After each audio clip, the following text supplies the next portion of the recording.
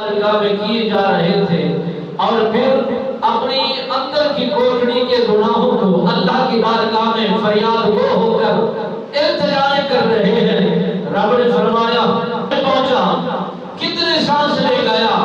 اگر آتے ہی توبہ کر گیا، استغفار کر گیا، ہم سے رجوع کر گیا، ہم نے ان کی عمر کو نہیں دیکھا، ان کے کردار کو نہیں دیکھا، اور اس کی بہترین متعلق دعائیں فرما رہے ہیں، بلکہ ہم دیکھ رہے ہیں انہی کے متعلق آپ عرض و گزار کر رہے ہیں کہ مولا انہیں نہ دیکھا جائے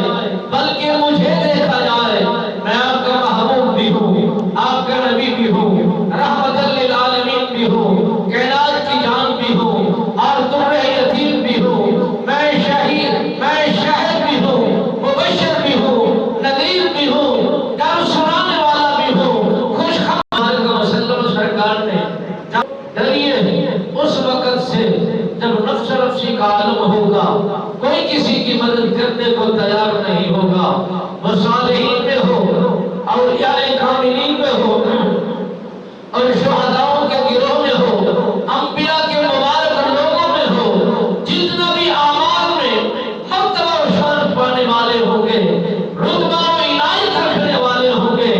مگر اللہ کے خوف سے ہر کوئی اپنی طور پر، اپنے منصب اور مقام کے طور پر وہ خدا کی بارگاہ سے ڈر رہا ہوگا، کانپ رہا ہوگا، اس لیے کہ وہاں پر بہت بڑے بڑے ہستیاں موجود ہوں گی، بڑے بڑے دانشور موجود ہوں گے، بڑے بڑے انبیاء موجود ہوں گے، اور رسول موجود ہوں گے،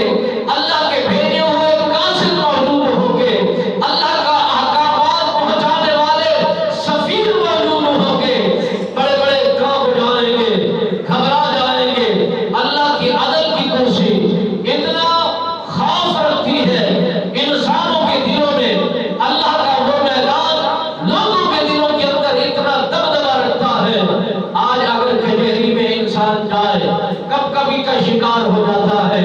اور تھانے میں جائے کشمکش کا شکار ہو جاتا ہے، میرے ساتھ کیا بیتے گی، کیا گزرے گی، کیا خبر، کیا نتائج نکلیں گے، مگر جو دیوانہ مستانہ حب نبی رکھنے والا، نبی کے گھرانے اہل بیت سے محبت رکھنے والا، اصحاب سے الفت کو محبت کو جوڑنے والا، آل بیت کا وفادار، نبی کے صحابہ کا بہترین یار، اگر بروز قیامت اللہ کی کچہری میں ان یاروں کا ذکر کرتا ہوا اپنی اس دنیا میں ہر سانس پر انہی مکرم لوگوں کو یاد کرتے ہوئے جان کی بالیاں دے بیٹھا، اللہ کی کچہری میں پہنچ گیا، رب اسی نتائج اور اسی